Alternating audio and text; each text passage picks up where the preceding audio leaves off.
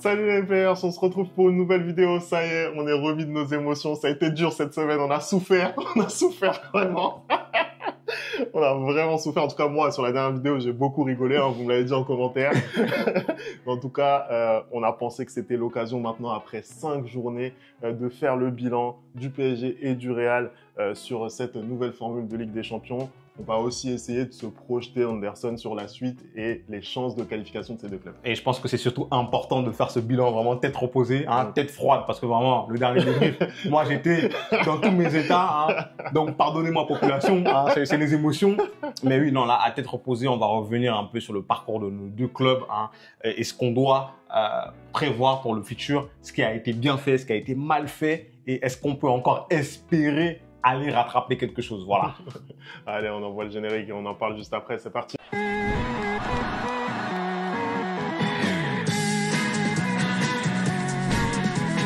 Allez, on commence tout de suite cette vidéo. Commençons par le PSG, si tu veux bien. Hein. Honneur à toi. Honneur au perdant. Vas-y, je veux même pas parler. Le PSG qui est donc 25e de cette Ligue des Champions au bout de 5 journées. Juste après le cut. C'est-à-dire que le PSG, aujourd'hui, à l'heure actuelle, avec ses résultats, n'est pas qualifié pour les barrages de Ligue des Champions. On va rappeler rapidement les résultats. Il y a une victoire, un nul, 3 défaites. Globalement, on est voilà, sur des défaites face à des adversaires qui sont globalement plus forts que toi. Mais le souci, c'est que tu n'as pas réussi à prendre les points que tu devais prendre face à des adversaires réputés moins forts. Toi déjà, Anderson, c'est quoi ta vision sur le parcours du PSG? Ma vision aujourd'hui sur le parcours du PSG, forcément, Femi, c'est décevant. Hein. Même si tu dis que les défaites, en tout cas, c'est contre des adversaires qui sont supposément plus forts que toi. Pour moi, aujourd'hui, j'estime qu'en effet, malgré l'effectif dont dispose le Paris Saint-Germain, je pense qu'il y a des points à aller gratter contre certaines de ces équipes, notamment l'Atlético Madrid, quand tu vois qu'au final, c'est à toute fin du match où tu te fais battre, en fait. Et pareil, Arsenal, tu te fais totalement surclasser. Mais je pense encore qu'en tant que Paris Saint-Germain, aujourd'hui, ça, ce sont des matchs que tu dois mieux aborder, où tu dois faire beaucoup mieux que ce que tu nous as proposé dans cette phase de Ligue des Champions. Hein. Aujourd'hui, je pense que c'est un bilan décevant. Te dire que c'est normal que Paris se retrouve à la 25e place, non. Je pense que Paris ne soit pas dans les 8 premiers, il n'y a pas de souci, mais que Paris ne soit pas parmi les qualifiés à l'instant T en Ligue des Champions, pour les 16e de finale, c'est pas normal. C'est une anomalie. Ouais, écoute, au final, et par rapport à ce que je disais à l'intro, quand je vois le calendrier, déjà on rappelle que le tirage au sort, il a été particulièrement difficile, très peu clément. Hein, au moment du tirage, on était vraiment en train de se dire mais comment le PSG va pouvoir s'extirper de là? On est en plein dedans, mais comme je le disais, effectivement, les adversaires sont relevés. Aujourd'hui, il y a une réalité, c'est qu'on est en dessous. Voilà, on est en dessous de clubs comme Arsenal. Au moment du débrief, on se disait que voilà, c'était une équipe qui était beaucoup plus mature dans son projet, et c'est la réalité. Et ça s'est traduit sur le terrain. Le Bayern, on peut en dire quasiment la même chose, même si le déroulé du match te laisse des regrets. Bah, au final, factuellement, la logique est respectée. Et à côté de ça, il y a des prestats qui te laissent un petit peu sur ta faim. L'Atlético Madrid, on l'avait dit aussi, c'est une équipe qui, sur ces dernières années, sur les 10 dernières années, était quand même relativement régulière dans ses résultats, notamment en Ligue des Champions. C'est une des équipes qui a réussi à prendre un titre aussi en Liga aux deux mastodontes, faut pas l'oublier. Voilà, il y a le coach Simeone qui fait... Le cholisme n'est pas mort. Exactement, qui arrive toujours à se renouveler. Mais encore une fois, c'est le contenu des matchs et les scénarios qui te laissent un petit peu ces regrets-là. Donc, je ne serais pas vraiment alarmiste, tu vois ce que je veux dire. Après, il y a des choses dans le jeu, des choses qui sont factuelles, qu'on a tous constatées et qu'il faut souligner, je pense. Se dire la vérité, se dire que aujourd'hui, l'effectif tel qu'il est constitué actuellement, il est peut-être un petit peu trop juste. Peut-être qu'on a vu certains joueurs plus beaux qu'ils ne sont. Vraiment, on va pas se mentir. Tu parles de qui? Tu parles, non, mais je pense qu'on va rentrer tout de suite. Hein. Tu parles par exemple d'un Bradley Barcola ou d'un Ousmane Dembélé. On va mettre les pieds dans le plat. Aujourd'hui, Kylian, pas. Voilà, il avait son apport statistique. Bradley Barcola, Ousmane Dembélé, c'est ceux qui devaient prendre le relais, prendre le flambeau. Et aujourd'hui, on est obligé de constater que Ousmane Dembélé, surtout, il n'est pas capable d'avoir cet apport statistique. il est toujours voilà, capable d'amener du danger. C'est un très bon joueur, Ousmane Dembélé. On va pas commencer à dire ici qu'il n'est pas bon. Tu vois, c'est pas vraiment ça la question. Mais il doit apporter plus statistiquement. Aujourd'hui, on a la réponse quasi certaine qu'il n'est pas capable de le faire. Tu vois, il n'est pas capable de le faire. Ça sera jamais quelqu'un qui va mettre 10-15 buts par saison. Après, je pense que quand Kylian est parti, on nous l'a rabâché à longueur de journée, qu'aujourd'hui, le projet, il est autour de l'équipe. Et Luis Enrique lui-même a dit qu'il préférait avoir 4-5 joueurs qui te mettent 10 buts plutôt qu'un seul mec qui te met 40 buts. Vrai ou faux? C'est la réalité des choses. Sauf qu'aujourd'hui, tu les as pas, ces 4-5 joueurs qui te mettent 10 buts, en fait. Moi, je pense que il y a eu un souci au niveau du recrutement parce que ça fait quand même pas mal d'années que le Paris Saint-Germain a de l'argent pour faire du recrutement et les choix sont pas forcément bons. Hein. Je suis désolé, Femi, je vais encore taper sur lui, mais acheter Randal Colomoni 90 millions, c'est n'importe quoi. Aujourd'hui, tu te retrouves avec un effectif qui est faible. Pourquoi? Parce que tu n'as pas de numéro 9 titulaire. Hein. Le numéro 9, même si je trouve que c'est n'importe quoi d'acheter Randal Colomoni, aujourd'hui, ton numéro 9 titulaire, Gonzalo Ramos qui était blessé, tu fais même pas confiance à son remplaçant et tu préfères jouer avec des faux numéro 9. Aujourd'hui, le bilan, il est là. C'est que cet effectif-là, il est bon pour la Ligue 1, mais en Ligue des Champions, c'est compliqué. Et je pense que c'est déjà ce qu'on avait dit, qu'on avait fait projection sur la saison. On avait dit que ça allait être tranquille en Ligue 1, mais qu'en Ligue des Champions, ça allait être compliqué. Aujourd'hui, je pense qu'il n'y a pas que ça aussi. Il y a aussi des choix de l'entraîneur dans les matchs. Je pense que les compositions... Aujourd'hui, tu n'es même pas capable de deviner une composition du Paris Saint-Germain. C'est-à-dire que chaque fois qu'on fait un match, il nous met une nouvelle surprise. La dernière fois, on a essayé de faire une compo, on arrive, bim, 4 minutes de terrain, tu vois ce que je veux dire? Bim, ça faut 9, tu vois. Après, je trouve que cette saison, honnêtement, à part le dernier match, justement, où on était quasiment sûr de notre compo et où il nous a pris à contre-pied, globalement, je trouve quand même que cette saison, il y a un fil conducteur. Là-dessus, on peut pas lui faire ce reproche. L'année dernière, c'était beaucoup plus vrai. Il était beaucoup plus versatile. Peut-être aussi que, voilà, il cherchait aussi son 11. C'est vrai que c'était sa première saison, donc il fallait aussi trouver les bons automatismes, etc.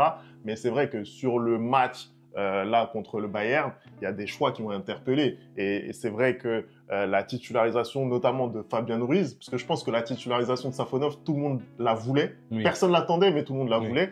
La titularisation de Fabian Ruiz, je trouve c'est compliqué.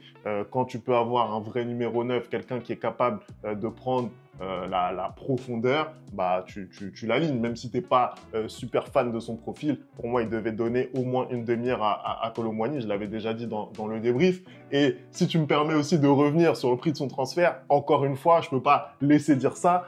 Randal Colomboigny, c'est 90 millions, c'est vrai, mais ça répond à une logique de marché. Encore une fois, Gonzalo Ramos, c'est 80 millions d'euros avec, de mon point de vue, moins d'accomplissement que Randal Colomboigny. Mais bref, en tout cas, il n'a pas répondu aux attentes, on est d'accord pour le dire.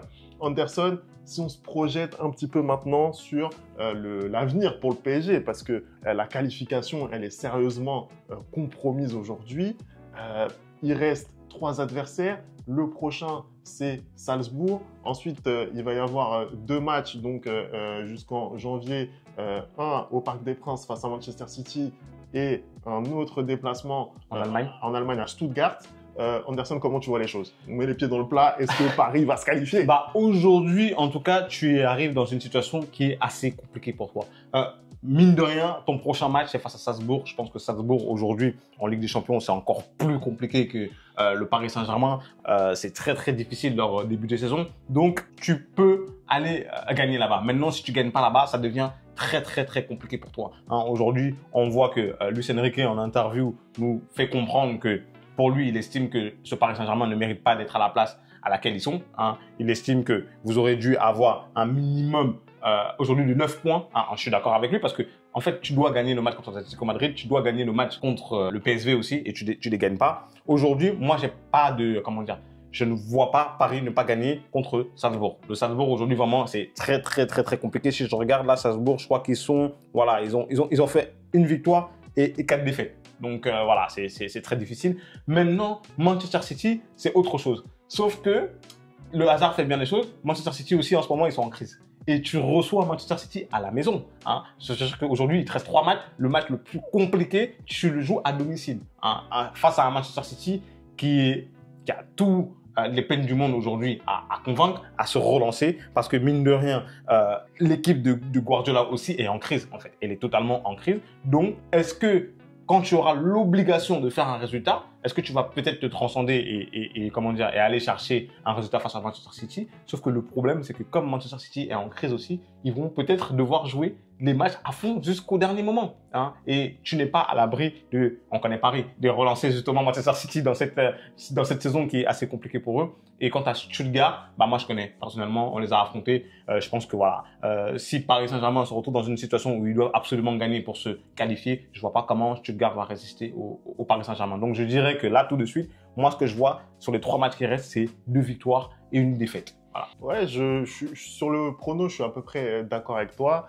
Déjà sur Manchester City, on rappelle la confrontation face à City et celle face à Stuttgart, ça arrive en janvier. Donc d'ici là, il reste plus d'1 mois. Hein. On sait qu'en football, 1 mois, c'est long, très long. Mais effectivement, moi j'ai dit à l'issue du match contre le Bayern, si tu ne bats pas Salzbourg, tu ne me parles plus de Ligue des Champions. Plus, jamais. Tu me parles plus de Ligue des Champions. Je veux plus entendre de Ligue des Champions pour cette saison si on perd contre Salzbourg. Parce que à un moment donné, il faut arrêter. Mais maintenant, une fois qu'on a dit ça, qu'est-ce qui te prouve que tu vas gagner contre Salzbourg? Tu es incapable à domicile de battre le PSV correctement. Tu es incapable de vraiment rouler sur une équipe comme Gérone qui découvre la Ligue des Champions, on le rappelle. On le rappelle, qui n'a aucune expérience européenne et une équipe pour qui c'est beaucoup plus difficile cette saison que la saison dernière avec la perte de pas mal de joueurs. Après, effectivement, je trouve que par rapport à ce qu'on s'est dit tout à l'heure, c'est compliqué en fait de trouver des motifs d'espoir dans ce qu'on a vu du PSG là durant les 5 premiers matchs. La rengaine de l'inefficacité, elle existe, mais je ne sais pas comment on va pouvoir la régler aujourd'hui. Je ne sais pas comment on va faire. Et moi, j'ai peur qu'on se dise Gonzalo Ramos, il est revenu, c'est ce gars-là qui va nous sauver. Tu vois, aujourd'hui, il t'offre quand même beaucoup plus d'options. C'est-à-dire que je pense que dans certains matchs où justement il a aligné un faux numéro 9 alors qu'il fallait un vrai numéro 9 pour prendre la profondeur, comme tu l'as dit, vu qu'il fait pas confiance à Randal Colomani, je pense que pour le coup, il va essayer Gonzalo Ramos. Non, il va essayer, mais est-ce que ça sera l'homme providentiel que tout le monde attend? Tu vois ce que je veux dire? Parce que c'est autre chose quand c'est toi qu'on attend. Tu vois ce que je veux dire? L'année dernière, c'était peut-être un peu plus Kylian. Statistiquement, Gonzalo Ramos, il termine, je crois, avec 14 buts, donc c'est pas ridicule, mais c'est pas lui qu'on attendait. Ouais. Donc là, maintenant, ça va être lui qu'on attend comme l'homme providentiel. Est-ce que ça va le faire? Je ne sais pas, tu vois. Et puis aussi, j'aimerais savoir ce qu'on va faire lors du prochain mercato. Est-ce qu'on sera actif? C'est vrai qu'aujourd'hui, Luis Campos, il fait partie des gens qui sont dans le viseur, côté supporter parisien. On lui passe pas forcément tous ses échecs en termes de recrutement. Après, il a le budget pour et le recrutement, il est juste en fait. Le recrutement, c'est vrai qu'on peut se poser des questions. Randal Colomani, c'est pas lui qui l'a souhaité, mais un joueur comme Manuel Ugarte qui fait venir, qui repart 1 an après. On peut se poser la question de Désiré Doué, par exemple, qui a vraiment du mal à s'adapter aujourd'hui. Il y a plusieurs cas comme ça qui interpellent. Il y a des réussites aussi, mais il y a des cas qui interpellent. Peut-être qu'un joueur comme Barcola aussi, est-ce que ça valait autant d'argent? C'est la question à se poser. En tout cas, moi, j'ai pas vraiment de motifs là tout de suite qui me font penser qu'on pourra faire mieux en termes de jeu et mieux dans les occasions qu'on va se procurer. Ceci étant dit, je pense qu'on est au-dessus de Stuttgart, je pense qu'on est au-dessus de Salzbourg et que l'urgence en fait va nous sauver. Voilà, c'est ce que je pense. Voilà. Mais moi, je suis assez d'accord avec ce que tu viens de dire en fait. Je pense que en fait, dans l'urgence, dans le besoin d'aller chercher un résultat, cette équipe peut totalement se transcender et de manière générale, je trouve qu'elle est plus forte que Salzbourg ou Stuttgart. Donc normalement, tu dois aller obtenir un résultat. Après, tu es aussi plus fort que le PSV, mais tu n'as pas obtenu le résultat. Mais on connaît la Ligue des Champions, c'est compliqué. Encore plus cette nouvelle formule. Allez, on va passer au Real Madrid maintenant. Le Real Madrid qui est 24e de cette Ligue des Champions. C'est un nouveau format, c'est vrai. On s'attendait à des surprises. On savait pas tellement finalement à quoi s'attendre. Maintenant, on le voit. Le Real Madrid, champion d'Europe en titre, qui est le dernier qualifié pour les barrages virtuellement à l'heure actuelle.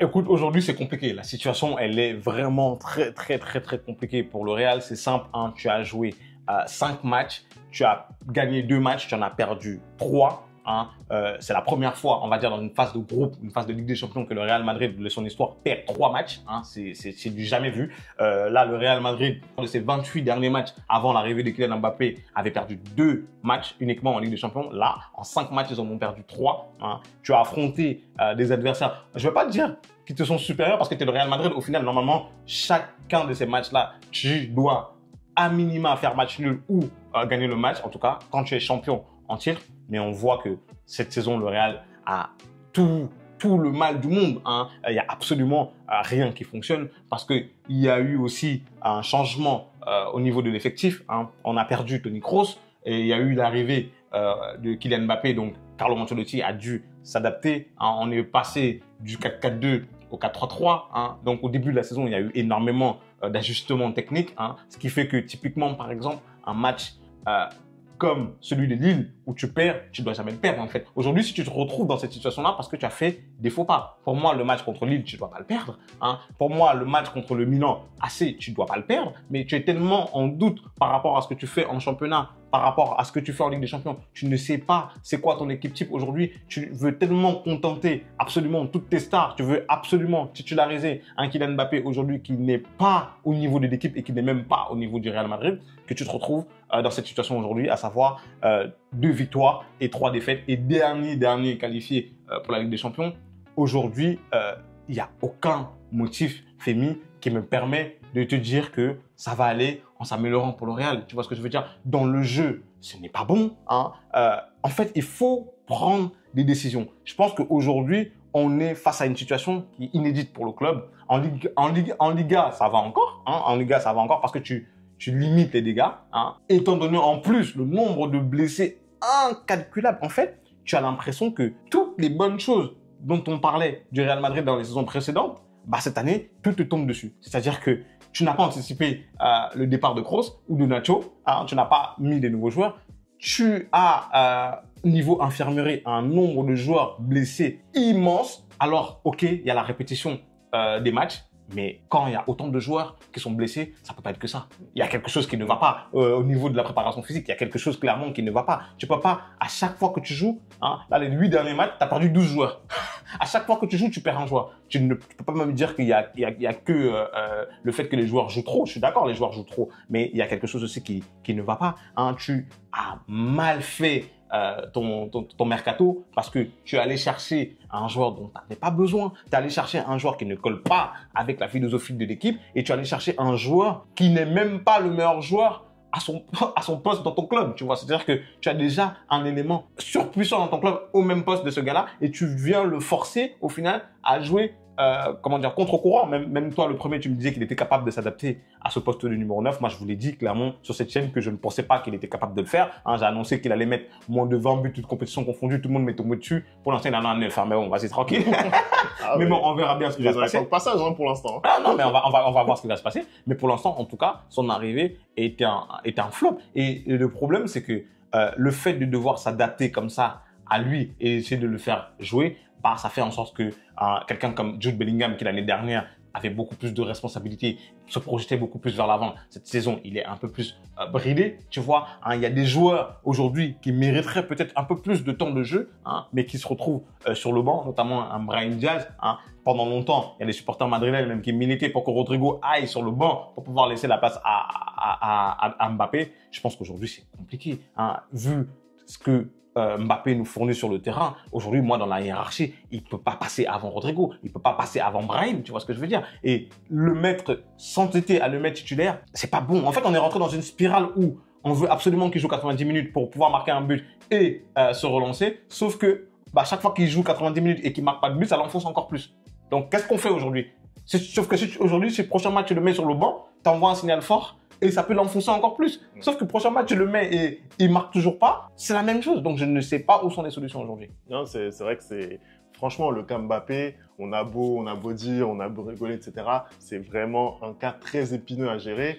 Moi, personnellement, je suis assez étonné de voir comment ça se passe. Pour être tout à fait honnête, j'étais beaucoup plus optimiste sur la façon dont ça allait se passer. Ah, je me rappelle, tu m'as dit qu'il allait mettre des 50 buts, des tappings contre des petits clubs de Ligue 1, mais c'est pas le cas. Après, oui, je continue de penser que son apport statistique il sera toujours élevé, tu vois. Et là, on est en train d'en parler. Il est à 9 buts, on n'est même pas à mi-saison. Il va certainement finir au-delà des 20 buts, mais la réalité, c'est par rapport à ce qu'il propose sur le terrain, c'est vraiment insuffisant. Après, tu en as beaucoup parlé de Kylian, donc pour enchaîner un petit peu, moi, je vois plus largement, je vois ce qui a été proposé par le Real Madrid depuis le début de la saison. Je suis désolé, en Ligue des Champions, même les 2 succès donc, qui ont été engrangés contre Stuttgart et contre Dortmund, on est sur des victoires à réaction, encore une fois. C'est vraiment parce que c'est le Real Madrid qui évolue à Santiago Bernabéu que ces matchs-là, ils se terminent avec des victoires. Sinon, c'est très compliqué. C'est compliqué.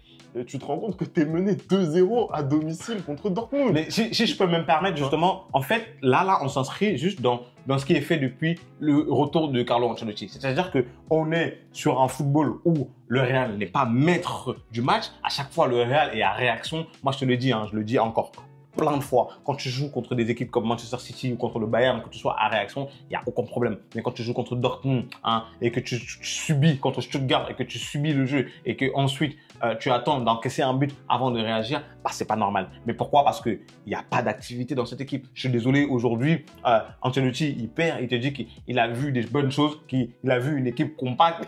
D'accord, mais tu es le Real Madrid, tu peux pas être une équipe compacte. En fait, tu dois développer un football. Et depuis qu'il est revenu, Ancelotti, il a gagné des Ligues des Champions. Il en a gagné 2, mais à chaque fois, c'est sur des individualités. Avant, tu avais Karim Benzema. L'année dernière, tu as eu Vinicius et André Lunin et Jude Bellingham. Mais tu peux pas à chaque fois te baser sur des individualités. Aujourd'hui, il n'y a pas une identité de jeu au Real Madrid. Aujourd'hui, tu ne sais pas comment joue le Real Madrid. Je suis désolé, Ancelotti, il n'a pas de football. Il y a plein de gens sur Twitter qui disent que voilà, il envoie les joueurs sur le terrain et puis il prie et puis ça marche. Mais c'est la vérité parce que quand je regarde les matchs du Real Madrid contre n'importe quelle autre équipe, je vois le système de jeu que impose l'autre équipe, mais je ne vois pas c'est quoi le système de jeu du Real Madrid aujourd'hui.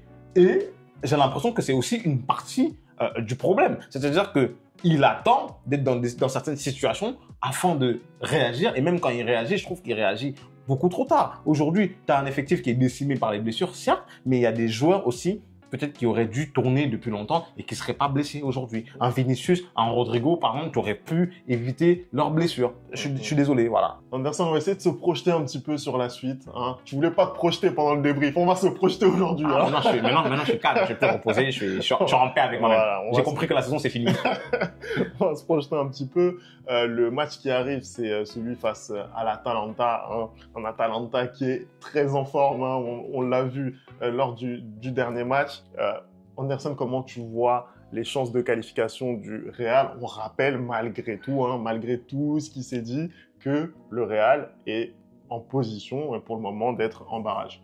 Pour l'instant, le Real est en position d'être en barrage et je pense même que le Real va très certainement, en tout cas maintenant qu'elle est deux au mur, aller arracher cette qualification-là. Après, je pense qu'elle va plus arracher la qualification face à Salzbourg, comme vous, et Brest la dernière journée où elle n'aura pas le choix d'aller gagner. Je pense que là, quand ils vont être dos au mur et qu'ils n'auront pas le choix, ils vont faire le taf. Mais aujourd'hui, il n'y a rien qui me montre que le Real est capable de battre l'Atalanta. Je suis désolé, on parle d'une Atalanta qui n'a pas encore perdu en Ligue des Champions. On rappelle que le Real a affronté cette équipe au début de la saison, en Supercoupe notamment, et que le match, il était un peu bizarre. Tu vois, l'Atalanta dominait le match, mais voilà, sur 1, 2, 3 actions, le Real a réussi à se mettre en évidence et gagner finalement le match 2-0. Mais quand je regarde cette équipe de l'Atalanta, elle a énormément changé entre le moment où on l'a joué pour la Supercoupe et maintenant. C'est-à-dire qu'ils sont très bien en championnat et ils sont très bien en Ligue des Champions. C'est 3 victoires, 2 nuls en Ligue des Champions, 11 buts marqués et un seul but encaissé. Tu vois ce que je veux dire? Donc, c'est très solide. Moi, ça ne m'étonnerait pas aujourd'hui que le Real n'arrive pas à battre l'Atalanta, surtout que Vinicius ne sera toujours pas revenu de blessure. Moi, aujourd'hui, le facteur X dans cette équipe, c'est Vinicius. On voit très bien le néant offensif quand il n'est pas là. Donc, je ne vois pas comment ça va se transformer d'un coup. Il y a des joueurs qui reviennent de blessure, notamment Rodrigo, peut-être bientôt Tchouaméni qui va revenir aussi. Mais c'est très, très compliqué dans le jeu. Je pense qu'il y a énormément de choses qui doivent changer. Je ne sais pas si le Real va faire un recrutement en janvier. En tout cas, je l'espère. Typiquement, aujourd'hui, ta défense, elle n'est pas rassurante.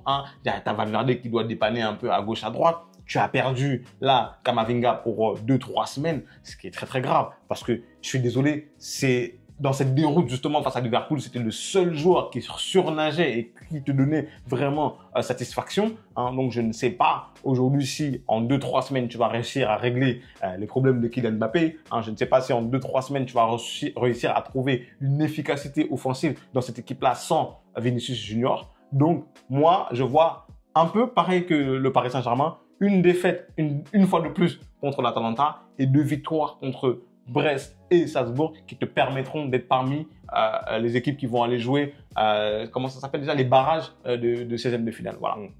Écoute, sur le match contre l'Atalanta, je pense qu'il peut se passer quelque chose. Comme le match contre Liverpool.